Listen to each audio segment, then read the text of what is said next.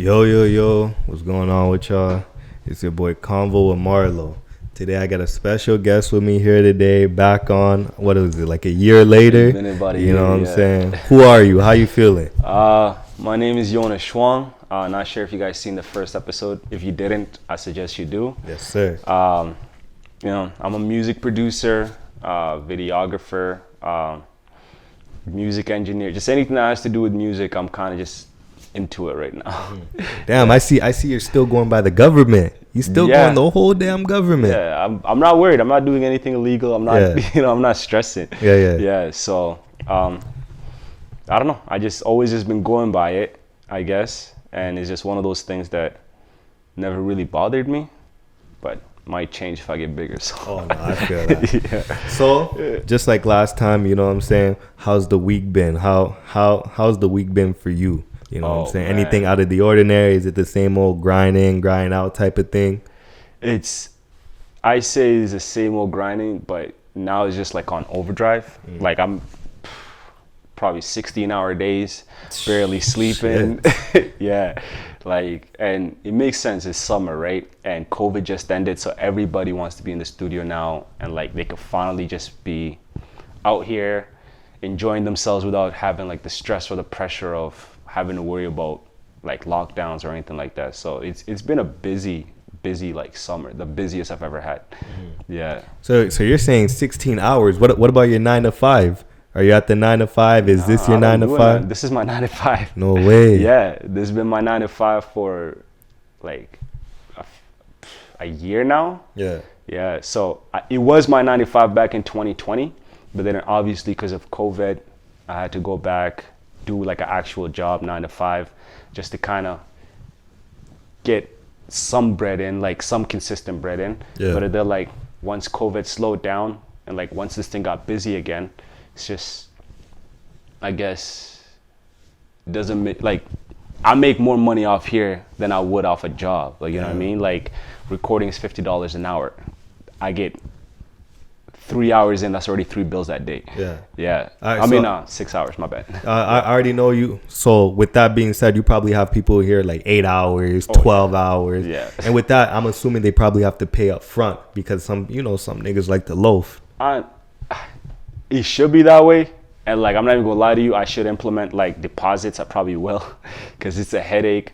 And like, I should have people start paying up front. But so far, I haven't had like an issue of anybody paying. Like, I guess that's one of the first things that I established earlier. Is like, yo, if you don't have the money, just don't bother showing up. It just doesn't make sense. Businessman, straight business. None of that friendly shit. Sense. Yeah. No, I feel that. Yeah. Damn. So with things like that, with how it sounded, you haven't had any issues with that type of thing. It gotta be nice. Nobody trying to take you for granted and stuff. Or, yo, fam, I'll give it to you next week. Just trust me. No. None of that type of stuff. Some people do ask, and like, if it's somebody like I know or trust, like the only people that ever did that it's very few. Probably like in the last year, probably twice that happened. But both times it's people that I know that would pay, like consistent clients. And like, it's just something that just happened to happen like a day, 2 days before. And like, they booked like a week in advance. So I'm like, frick, like I don't want to cancel the session because this is the only time that I'm free. And both times they've paid right on when they said they would. So that's never really been an issue for me that way. All right, so back to like what you just said previously. You said this is basically your 9 to 5. Making this your 9 to 5, was you hesitant at first? Like, yo, is this gonna pay the mortgage or rent, however you live in? Is this something I want to do? Because obviously with 9 to 5, you have a stable income. With producing, videography, I wouldn't say you don't have a stable income, but you just never know. You're taking a chance. Yeah. I say like, it was hard at first. The reason why it was a lot easier this time around than the first time is because this time around I already got my feet wet. So back in 2019, like end of 2019, like actually no, I think it was like mid 2019, something like that. I don't know when it was, but like when it started becoming like a full-time job, I did have a job while I was doing this, right? So I would go to my 9 to 5 and then I would have like 3-4 people booked, and then Same thing the next day and the next day. And then suddenly I'm like, yo, if I have 10 clients a month, right? Each one of them just booking in 2 hours, I'm making like decent money, nothing too crazy, but I'm like satisfactory. And then they started getting to the point where people are booking 5 hours, 6 hours, like, you know what I mean? And then while you're working the 9 to 5. While I'm working 9 to 5. Damn. And then I started doing the math and I'm like, yo, I'm making $3,000 from the studio and I'm doing that part-time and I'm only making like 25, 26 from a 9 to 5 and I'm doing that full-time. It's like, yo, it's not adding up. Yeah. So I slowly started just booking people in during like weekdays, during work hours. So like if somebody's like, yo, I want 3 hours, but I could only do like Monday morning, I'd be like, yeah. And then slowly I started calling in. And then eventually got to the point where I was like, yo, it doesn't make sense to be working with music right now. Because if I'm making more money from that, it doesn't add up, right? When you say calling in, like you started calling in work and telling work, like, what did you start off with, like petty excuses, like my dog's sick, my this and that? Not necessarily. I would just tell them, it's like, yo, I have like, I would keep it like in a fine line where I'm being kind of honest but vague. It's like, yo, and I didn't really have to do it too much because consciously I knew like I can't book people during work hours. So the only time I would book somebody during work hours is like if they're asking for long hours or if like that's the only time they could do it, right? So if they've exhausted all options and you're, yo, I can't do weekends, I can't do this, and I was like, okay, let me try to squeeze you in this day, right? Like at this time or something like that. But unfortunately, I didn't have to do that too much because I stopped working. Yeah. And then once I stopped working, I was nervous as hell. Like you said, like it's nerve-wracking because I'm like, yo, what if I have a slow month? What if I this? Exactly. Yeah. Because slow month, fast month, the bills don't stop. It doesn't. You know what I'm saying? So that's, for me at least, that's what I'd be extremely hesitant about. But at the same time, a wise person once told me, like, if you have a dream, it's best to just fully focus on it, dive into it. And you know, the same type of things I was asking you, I'd ask her, like, what if it don't pay the bills? What if I'm behind? What if I can't afford the latest drip, this and that? Somehow, some way, the bread will come. But for you to be where you want to be, you got to fully be invested into it. Which is kind of hard because, like, people have lives to live, things to do, things to pay for. You know? So do you think you doing what you're doing, would that be the best thing to tell somebody else? Like, yo, if you want this to get far, just dive in fully. I wouldn't advise that, I'll be honest with you. I would say plan it out. Like, yo, the reality is a lot of people are gonna tell you, yo, you gotta drop everything and focus on this. And like I say, you gotta do it 60-40 to start. You gotta be like, yo, you're 60% in. But you got to realize, like, yo, you have a life, and like not everybody's going to get lucky enough or have the opportunities to get to the position that they're trying to get to right away, right? Like sometimes it'll take years.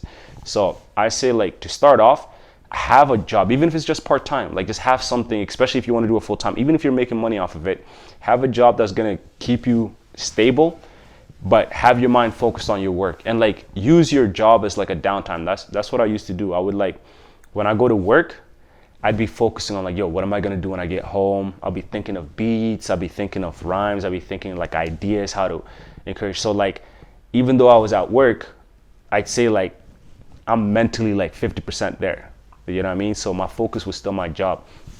But like, for me to be like, yo, dive 100% in, I feel like that wouldn't be fair because I don't think anybody dives 100% in unless they're in a stable position or they're young enough to do so. Like if you're like in high school or you're still living at your parents right now, and like even then, like you still want to make your own money, right? But I say if you're in a position to do so, go 100%.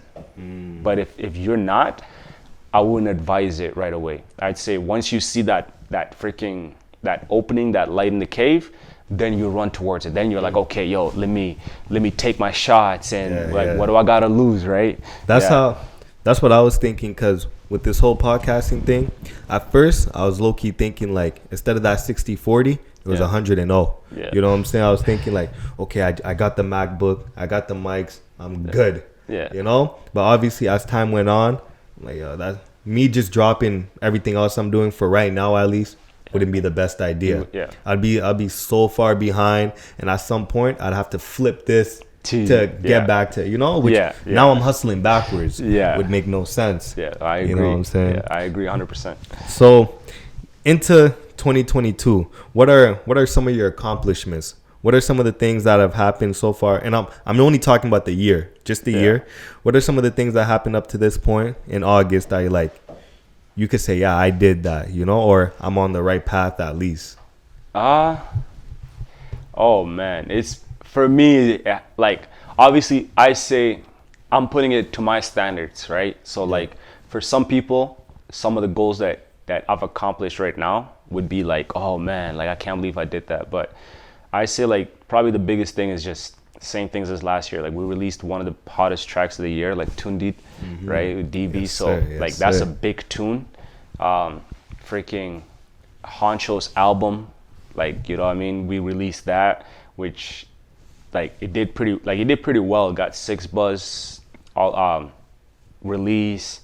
All just that. Real quick, my bad. When you say Honcho, you got to be specific. Honcho Hoodlum. Yeah, Honcho. There's like 40 Honchos just on the south side. Yeah, well, I know that. I forgot about that. I forget that name is popular now. But like, yeah, Honcho Hoodlum. So we released his album. So I did like the exclusive mixing mastering on that, right? So like that was huge because like usually, obviously, you know how it is with artists.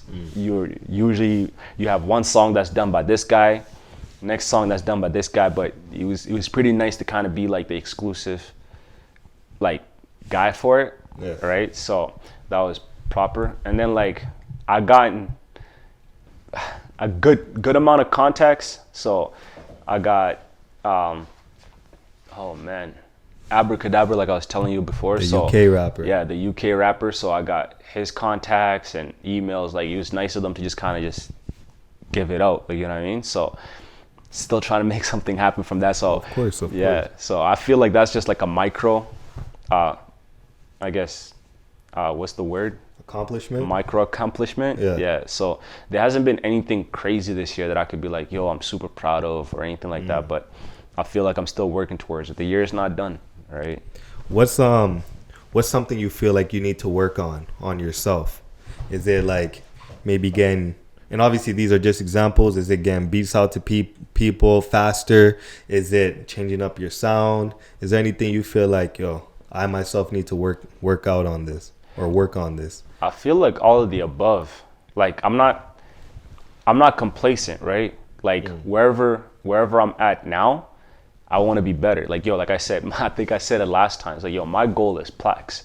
My goal, like, money is nice, but money is not the same as when you have freaking plaques and becoming somebody that's legendary. Money comes and goes. Plaque is something you hang up right there and you see every day. Yeah, you know? Accomplishments, you know what I mean? Like, for me, those are like the major things. So, like, I have been sending out a lot more beats and everything this time around than last year. So I've been literally on my website. There's a new beat released every Monday, Wednesday, Friday, and my biggest, I feel actually I know exactly what I want to work on the most now that I'm talking. It's like be more active on like social media and like promoting myself. Like that for me, I don't know why, but it's like the hardest shit. Yeah, I was gonna bring that up. Like I swear I've never seen you post. You know what I'm saying? Maybe 1-2 times, and when you do post, it's your girl. Yeah, you know. So I'm like, damn. You know. So from the outside looking in, it would be kind of hard to tell. Well, unless I actually check your page, you know what I'm saying? It'd be hard to tell. Like, yo, this guy does this, he does that. Yeah. You know. Yeah, and that's a fault of my own. Like, it's one of those things that like I do need to work on. And like, it's one of those, I advise anybody, like, yo, if you're getting into music, take advantage of like everything that's given to you. So that's social media, that's like any opportunity you get, right? And like, obviously do what I say, not what I do, right? So like, that's something that I definitely need to work on heavy. Yeah. With all that being said, does there ever come a time where you mix your everyday life with your job? Or are you keep, how would I say, like family and business separated? Does that make sense? It makes sense.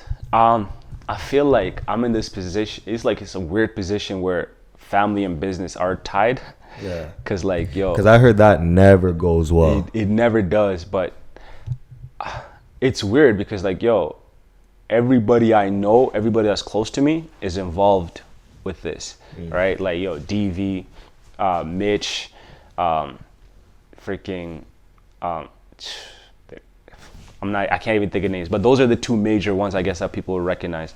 So like, yo, they're family before music even got started. Like I got into music because of them, right? Like I started making beats and recording and started off as a producer first because that's what they were doing. They were dropping freestyles back in like 2008, 2009. Damn. Yeah, and like, I'm looking at that, I'm like, yo, it'd be nice if I could just record them and, you know, rather than just trying to record on this big ass, you remember those old school camcorders? So you gotta flip, right? So instead of doing that, I started getting into it. I downloaded FL Studio. And so like, even now, like they're family, right? So everything that we do here, it's just so comfortable. Like I'll stay up till 8 a.m. if I have to get whatever we need to get done. Cause when it comes to them, it's not about money or just the everyday thing. It's like, yo, we have goals and it's kind of tied in just because we're so close, right? Yeah. That's what I remember. Last time I had you on, you brought that up that you and your team been doing this since 08. And that threw me off because I'm like, 08? Yeah. How old is my guy, bro? You know what I'm saying? Cause like 08, 09, I think 010. That's when I came to Canada. Yeah. And so I didn't really. I'm like playing with other kids and stuff, and you're here doing music shit. Yeah. Like damn. But that's crazy. You've been doing this since 08. Yeah. You know what I'm saying? That's a minute. So obviously you've seen a lot of evolution within music and within your artists. Yeah. You know what I'm saying? So with some of the artists that you work with, what are some of the biggest growth that you've seen? Because you've been with them for a while now. Well, I feel like the biggest thing that I've seen from like the artists that I work with is just the fact that like a lot of them became more comfortable releasing, and it took a long time. Like it took 10 years to release, right? Damn. Yeah. So that part I feel was like it's the groundwork of everything. Like one thing that I would tell every artist that's coming up right now, if you have a song and like it's mixed, mastered, don't sit on it. Like even because there's no such thing as a perfect song when you finish your song, because you're always gonna pick at it, you're always gonna find flaws. Like the best thing to do is like, yo, once you release it, show it to a few people, right? And then get their opinion, not on your craft, but like on the work itself. Like, you know what I mean? Because like I know people always have like their own opinion of how they could have went about certain things. So like once you get it, release it and just get it out of your shoulder and just move on to the next, because that's how growth is done. With those type of things, with a whole bunch of artists that I've worked with, I've talked to, I feel like the number one thing with them, exactly what you said, there's no such thing as a perfect song. But to that artist, every song they make is the perfect song. Yeah. So when they have one person they feel like may critique it in a funny way, give constructive criticism, however you want to put it, it just shoots them down. Nobody wants to get talked down upon what they do, especially when it comes to your art. Yeah. You know, do you think maybe it's because they're afraid of what type of reaction they might get from it? That's exactly what it is. For me, one thing I learned is it's always like people care too much about what other people think. I always tell you, when you're starting off, you're not doing it for them. You're doing it for yourself, right? Once you get a fan base, that's when you're doing it for them. Because when you get a fan, when they're telling you something, they're not telling you to hate. Like your fan, when like if you have somebody that listened to your first song, right, and like was like your first fan or whatever, your first 20 people that listened to your song, and then like you released 10 songs from that first song and they listen to every single song. By the time that 11th song comes and like they feel like, yo, you're not being yourself, I feel at that point they're not necessarily hating, they're being constructive. Again, you might just be trying something new, but sometimes it's good to take their opinion into heart, because you're building a fan base, right? And like people forget, like, yo, the fan is the core of your music at the end of the day, especially when you're making it for them. Like obviously you come first, and if you're experimenting, then don't listen to them, because you're trying something new and they don't get that, right? But if you're just lacking, if somebody's like, yo, your lyrics are just not up to par to the last song, It's like, yeah, you need to take that into consideration. It's like, it's not that the song is whack, is that next time you just need to put in a little bit more effort. Maybe you just loafed it in this song compared to the other one just because you're losing, I guess you're losing faith in yourself a bit, right? Yeah. Wow. That's why, I mean, one, I know my lane. That's why I never decided to try that whole music thing. I've had people tell me to try it, but I'm the type dude where it's like, I know when something is not for me. And me, I like rapping like when a rapper raps, like what he or she says. Now for me to actually go into the studio and write my own thing, and then now I have to let other people judge it whether they like it or not, that'll take a whole different toll on me if you say you don't like it. It's different for me doing this whole podcasting thing just because I don't know, I'm not writing lyrics. I guess me writing down my question is writing lyrics, you know, but I don't know, making music is a whole different art, because I know you heard that saying where it's like, oh, that's like music to my ears. That's music to your ears. So when someone says your thing is not music to them, you know what I'm saying? Then it hits different. It does. And one thing I always say, that's the hardest thing. Like, I feel like a lot of artists don't make it, not because they're talented, but because they'll just get like one rejection from one random person that will just destroy them. I always encourage people, it's like, yo, if you have 25,000 people listening to your song, that 500 people shouldn't matter. Like, you know what I mean? Like, those 1,000 people shouldn't matter, because you have 24,000 that like it. So if you have 1,000 that's hating, fuck them. Like, why do they matter? Like, you always got to look at the majority. Like, you know what I mean? And you got to latch on to the majority, because that's the only way you can make it. Like, big artists get dissed all the time. They always have haters and all that shit. But you got to be able to take that, and the only way to take that is just know it's like, yo, you have people that are following you. Focus on that. It sucks because we let the negative voice be louder than the positive. Even though we have more positive than negative, the negative outweighs the positive. Always. Do you think there's a way that people could try to beat it? Honestly, is one of those things that you have to work on, and you have to be like conscious of. Like, it's gonna hurt every time that you see something negative, no matter who you are, right? Like, as soon as you see like somebody leaving a negative comment, it's gonna sting. But I always tell myself and like tell the people around me, at least when shit like that comes up, it's like, yo, just, I know that comment is hurting you, but focus on the other comments. Like, you know what I mean? Just forget what that guy said, or at least try to make a conscious effort to forget it. Like, you got to just tell yourself, it's like, yo, it's not a big deal.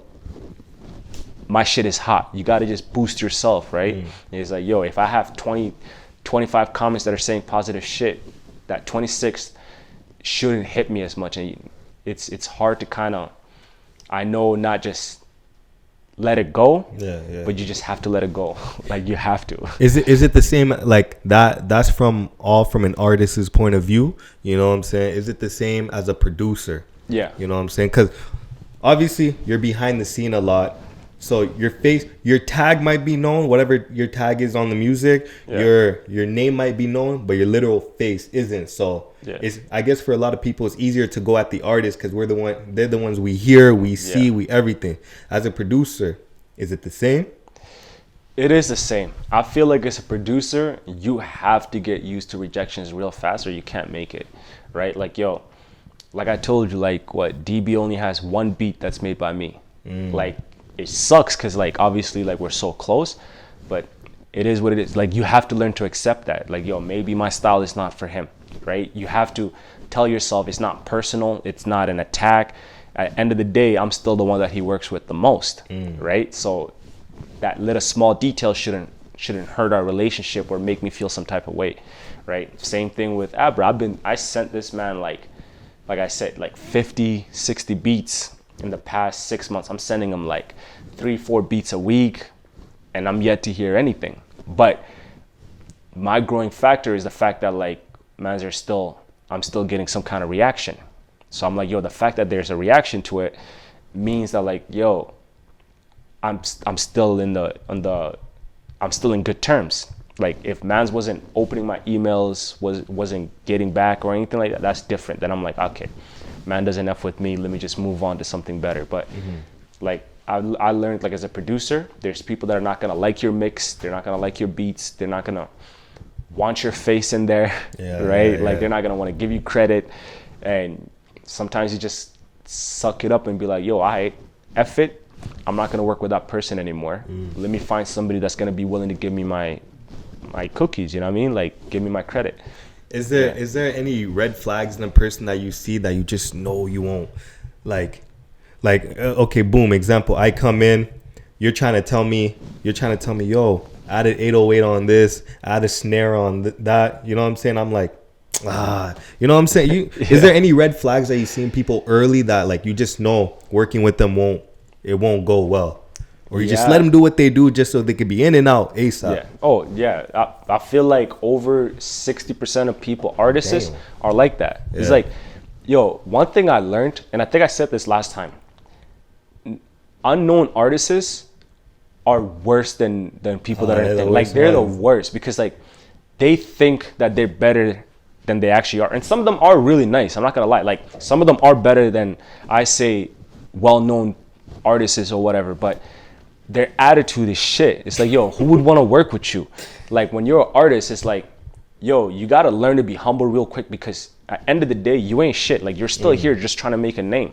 So if you're gonna freaking start burning bridges and like start acting like who you're not before you actually get to the position you are, like, you're not gonna go far, right? There's way more people. There's a lot of artists in this world, and like, one thing that I implore, like, a lot of artists, especially upcoming, it's like, yo, stop being cocky, stop pretending you're what you're not. You're not a superstar, so stop trying to act like you are, especially the people that are helping you and the people that are bringing your image to life, like your goals to reality. Yeah, right? Basically, you're biting the hands that are feeding you. Literally, yeah. And like, I understand that you're paying me, but I'm the one that's mixing your song. So if you're messing with me, why would I mix it as good as somebody else's when I could just, why would I even spend time like helping you develop this song further than just you coming in and record it the way that you had it in your head? Okay, boom. With that being said, because I still really want to know, what are some of the attributes in a person? Like, what do they do when they come in, or maybe an hour in? What do they do that shows you that, like, bro, this is not something, like, you said, you already said the way, the arrogance, you know what I'm saying? That's one. What's another thing? Just the attitude. Like, I feel like arrogance is like, you hit it in the head. Like, let's say somebody comes in and then they're rapping, right? Like, yo, I'm gonna produce, I've recorded thousands of people. So if I'm like, yo, you wanna do this way?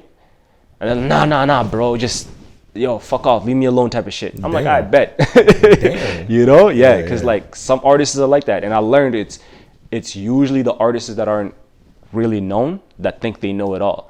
It's like, yo, your song is hot. The fact that I'm even giving you an opinion means that I respect you and I respect your song, and I could see where you're going with it, and I could see the potential in it, right? And like, maybe you just don't know, like, a certain aspect of it should go a certain way, or you could try it a certain way to kind of just give it a little, not really change it, but like just a little twist to kind of make it sound better than what you even hoped for, right? So if you can't even take an opinion from me from the jump, then I'd even bother. And like, sometimes it's just the way they carry themselves. They'll come in and it's like, yo, do you know me, dog? It's like, nah, man. Like, you know, right off the bat, I'm just like, I kind of know I'm working with somebody that doesn't want an opinion. Yeah. With my podcasting shit, so far, like, my number one pet peeve that I dislike, like, two things. Actually, there's two things. One is, like, I understand, to me, there's a difference between being nervous in front of a camera and being awkward in front of a camera. You know what I'm saying? I'll have some niggas where, you know, typical nervous, they breathe funny, they don't know what to say, they start. That's typical. Because if I could pick up on your vibe, I could kind of switch the environment to get you comfortable. You know? And then there are the ones that, like, the camera's rolling, and then that's when they want to play with shit. They're finding other shit to do. I'm looking at you, and they're just looking around. That's when all of a sudden they want to clean up the area. And my number two is I mean, this only ever happened twice. This when I lived in my apartment. I had this one dude coming over for the interview, right? Yeah. He's like, yo, fam, I'm going to be there in about 20 minutes. I'm like, all right, cool. I come outside. There's like 13 of them. And mind you, I don't fully know how this guy looks because an IG shows half his face, just a whole bunch. So I'm looking at the crowd. I yell out the name. I'm like, bro, who am I interviewing? Yeah. The dude said him. And as they walk into my crib, they all follow. I'm like, bro, y'all got to have common courtesy at one point. Like, it's not just me that live in this whole fucking crib. Yeah. You know? It's I just hate how some people carry themselves when it comes to these type of things, thinking they could do what they want just because I invited them. Yeah. You know, which is just crazy to me. Yeah. You know? No, I get that. I feel that. I mean, that's why for me I opened up a studio just because like it's an artist, that's a normal thing. I learned like you'll invite somebody to one thing and there'll be 20 of them. It's like, bro, I don't have space for all that. It's like, yo, yeah. Like, what do you think this is, bro? I can't just keep everyone in. And it's like, I keep you all in here, then what? The landlord comes in. There's all these phone calls. Yeah. And you know, I can't deal with all that. No, I feel you.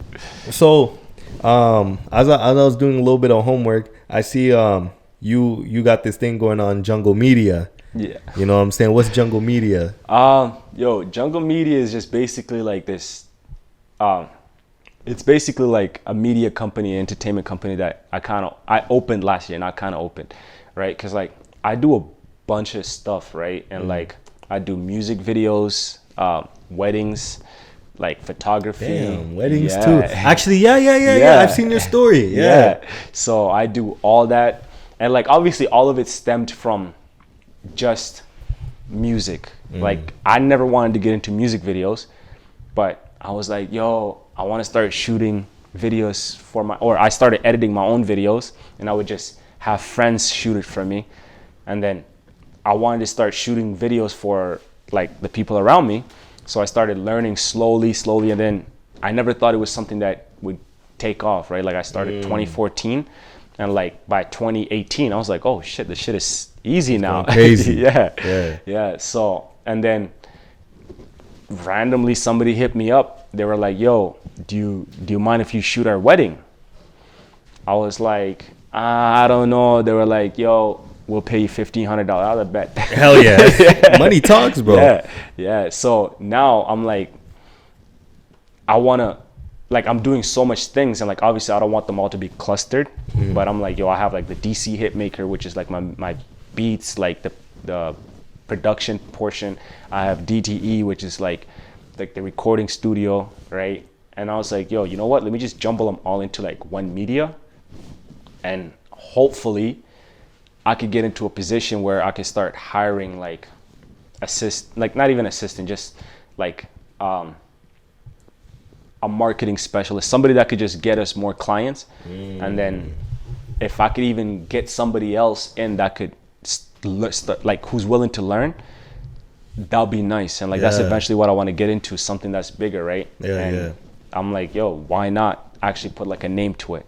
Yeah. A lot of people, like not even like 95% of the people that I have on, I notice it's all like business. It's all like with your art and craft, you find a way to like put business aspect into it, you know? And it's like you're taking advantage of what you know what to do, like of what you know best, and obviously trying to get bread out of it, which is a nice ass way of thinking. You don't have to do the 9 to 5, all that regular, all that other shit, you know? And like unfortunately, like here the only way, especially like Edmonton, and like I always say here because like again, Edmonton is not media developed. Obviously this is more like a blue collar city, right? So it's harder to get funding for, like when I was in Toronto, bro, there was no shortage of like artists or anything that has to do with media. Here you'll have like, I'll have months where I have a studio session like every day for like 2-3 weeks, and then I'll have like a month where I'll only have like 4 or 5 sessions, right? Is because there's only so many people that are doing it. So I was like, yo, I need to find other ways to maximize profit without having to fully rely on this. So you got to remember, you're in an oil city. Yeah. You know what I'm saying? Where a lot of people here are making like 30, 40, 50 an hour, but it's like hands-on job. Yeah. But at the same time, those are the older generations. Yeah. There are a few people our age that are into that, but a lot of people like around my age and stuff are like, they're trying to find new ways out. Not everybody's trying to follow in those footsteps. Yeah. You know? No, I agree. And the reason why like I'm so tied to the city is because like the way I always seen it is, unless somebody makes it happen here, there's really no door. Not no door, but it just makes it so much easier if somebody that's already knowledgeable opens the door, and then that way you could kind of open the floodgate, right? Like when Drake made it out of Toronto, look how suddenly it was all right for people to make it out of there. Yeah, you know? Yeah, and like that's the same thing, like that's the same mindset that we have here. It's like, yo, there's a lot of talent here. But all it takes is just somebody to open that gate and then for the world to see it, because if somebody makes it out of Memphis, suddenly all eyes on Memphis. Shiesty. You know? When Robin Banks, when Robin Banks first started making it out, all of a sudden I see all these Molly rappers, you know what I'm saying? Obviously, there's always been Molly rappers before, but like he made it cool. Exactly. He made it the shit. Yeah. But the thing that sucks is just, like a lot of people are out to get you. Like look at my guy's paralyzed from was it waist down, neck down, something like that. Yeah. But yeah, you just always need that one person to blow up in that city and wherever you're from, and not everyone's gonna think, yo, if he can do it, I can do it too. Yeah, you know. And that's what it is. A lot of times it's just you got to give people the motivation. I'm like, yo, I'm old enough, I've been around long enough. I want to show people it's like, yeah, it'd be nice for me to go to Atlanta and blow up, and like that's obviously what I want to do, but at the same time, I want to still have ties to the city. Like I don't want to just disappear, because like, yo, there's a lot of artists, even from Toronto, that are big that you wouldn't know are from Toronto, like that just disappear, go to Cali or go to this, they go blow up, and they just don't want to have ties no more, right? So I just want to make sure, like, yo, if I blow up, I want it to be like how Drake did it, or how anybody that like Migos or anything like that. It's like, yo, yeah, it's cool to make it out of my city, right? Just give it that pride. Yeah. So what are you trying to see in the future with Jungle Media? Where are you trying to go with that? Because you listed a few things, but obviously you have more of a future for it. Yeah. Well, my goal is to eventually turn it into like a legit media company here, right? Like fully licensed. Like a fully licensed. Yes, well, sir, it's already fully licensed right now. Yeah, so I already bought the.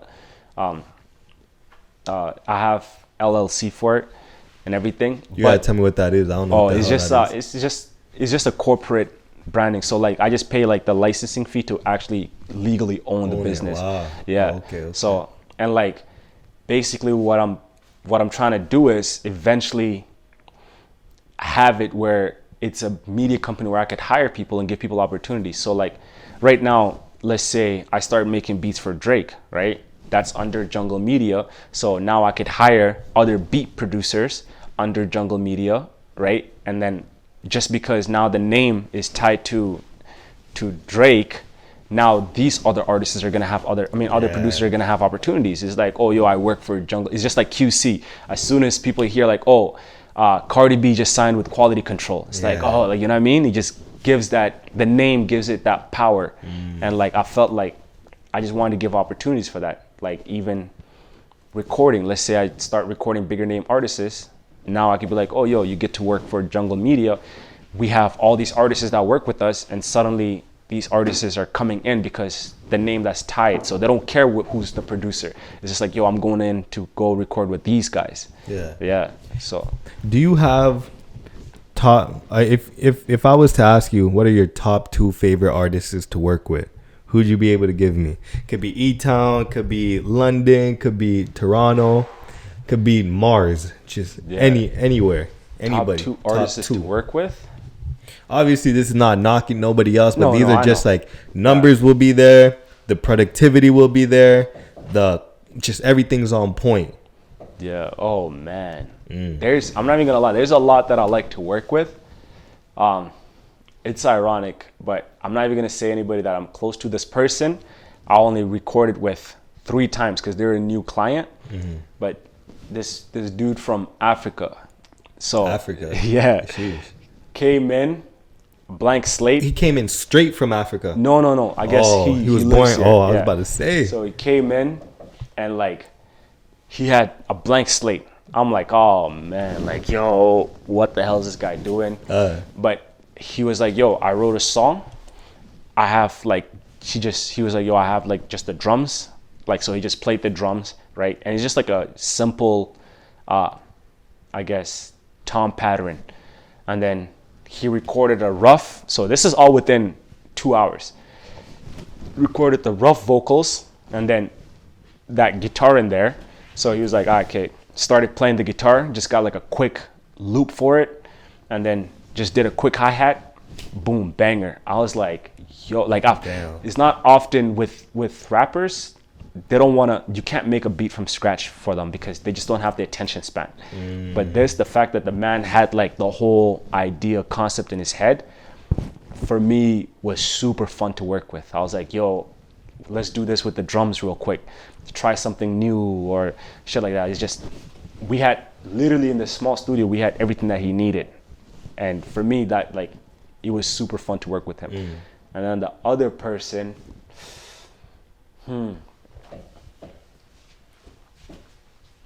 oh man, it's hard because you worked with a lot of people. Yeah, you've been doing it for a minute.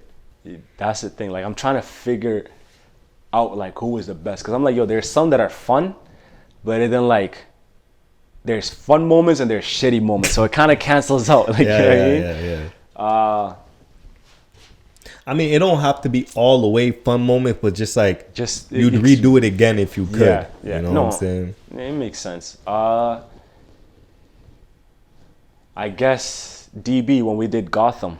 That was fun. Which one is Gotham? It just came out like last week. So literally got the beat, recorded it, freaking shot the video same night, right? And like, it's not the first time that happened. Like, that he does that quite often, but it's fun when you do that, when like you take something from scratch and then by end of the night you got like not just a finished track, but like something that's ready for release to the public, and like even visuals ready and everything like that. Like, obviously still needs to get edited, but then you cut off that process of like, yo, when are we gonna shoot the video and blah blah blah. It just gets rid of that tension and like, you know, that stress of thinking about it.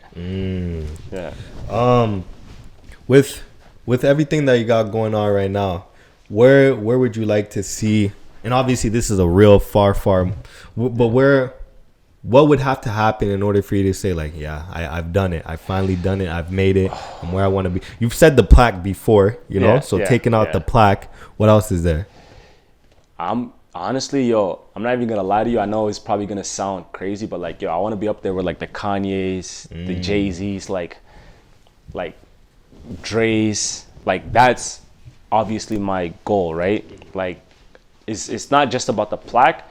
I want to be able to get into a position where, like, I'm not working at it with you out of just trying to get a name or just like because you're up here. I'm working with you because, yo, I'm already in a position where I'm already one of the best, and I'm working with you just because I vibe with you, or like I like your music. And I kind of already do that to a certain extent now. But if let's say an artist I don't fuck with, a big artist I don't fuck with, comes to me for an opportunity, I'm not gonna say no, because I'll be stupid. Right? It's like, yo, that's still foot in the door. Like, you know, like, I like Post Malone, but I won't say like he's my favorite. But if he comes and wants to work, I'm not gonna say no. You know what I mean? Of course. Yeah. So opportunities right there. Exactly. So if I would just want to get into a position where I'm at the point where I don't have to do it, I'm just doing it for fun. Yeah. Okay. Yeah. Have you've already told me in the past that you've gone to travel for it, but from when we've spoken last time up to now, have you gotten a chance to fly anywhere else for your craft? No. I'll be honest with you, I've been more focused just on here. I do plan on around this time next year be out in Atlanta. I think I already told you. Yeah. Okay. So Yeah. Yeah. So I do have like a little bit of hookups there. Like, you got something going on. Yeah, so I do know just a handful of, nothing special, I'm not gonna lie. Yeah. Like, nobody famous or crazy. But obviously they working their way up there. And like, I've already emailed about like 3 studios. I'm not too prideful to do internship. I was like, yo, like one of the studios is actually a really big studio. Like I guess they're owned by Quality Control. And like, bro, Little Baby recorded there, Young Thug, blah, blah. I'm like, yo, fuck it. If I could get an internship for like 3 months or however long that they could offer it, just for me to get that opportunity to be working with them and see how the process goes. And like, yo, if I get lucky enough and one of those big artists pops through, like, you know, like that's just a plus. Cause and then now I'm networking, I'm connecting. Yeah. Okay. My last few things I gotta ask you is for this year at least, what's your goal? What's the goal for this year? Shit, my goal is still the same as last year. Still the same. Still the same. Still the same. I'm not gonna scratch that out. Yeah, like I have to. And like, right, like it's unfortunate I couldn't get it done last year, but I'm like, yo, the year is not done, and I'm not gonna even knock myself because I'm like, yo, I really did go hard, like sending out beats and everything, and like working with a lot of people, and I've got to network with way more artists than I did last year. Yes, so sir. Yeah, so I'm like, yo, I'm just gonna keep it the same. Yeah. If random one, this is just a random one. Yeah. If I was to give you, or if someone was to hand you $1 million right now, you know what I'm saying? What would you do with that bread? You know what I'm saying? Bread? Would you upgrade? Would you this? Would you that? You know what I'm saying? I won't even lie to you. Probably half of it, I'd probably just put straight into the savings just for like, try to figure out like business ventures and shit like that. So probably just like a down payment on a house. Yeah. And then like the other 250, I'm not even gonna lie to you, I'd probably, cause like, yo, $1 million is a lot, but I want to get into like a comfortable position. You know what I mean? So I'd probably spend the other 250 on like trying to figure out how I could get bigger in music. Like, 5,000 to be in the studio for like 2 months, like famous studios, right? So like, even like just go to major cities. I just probably spend like a lot of the money actually traveling, getting to know bigger artists, being in the same parties as like bigger artists, just so I could have the opportunity to talk to them. Because the hardest part is not like connecting with these artists, but it's actually just me. Once you get a reply from them, and like especially in person, you're usually good. So I feel like the 250 will probably just be like a write-off, me spending it on just trying to expand the business, just expanding the relationships. What's your reason to keep going? I love it. I'm passionate about it. I could tell. Yeah. You know, so I never thought I'd be a rapper. I always wanted to be an athlete. Yeah. And then athlete, wow. Yeah, I played, bro. Let me guess, track. Basketball. No, basketball. Yeah, I was big, freaking was getting scholarships. No way. Dead ass. Yeah. And then music was just like a hobby, side thing.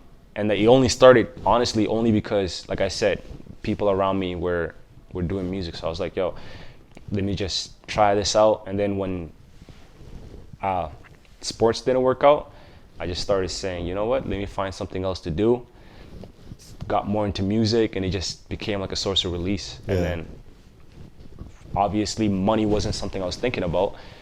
So I was like, yo, I love this before money started coming in. I'm not just gonna throw it out just because I'm not making money from it. Yeah.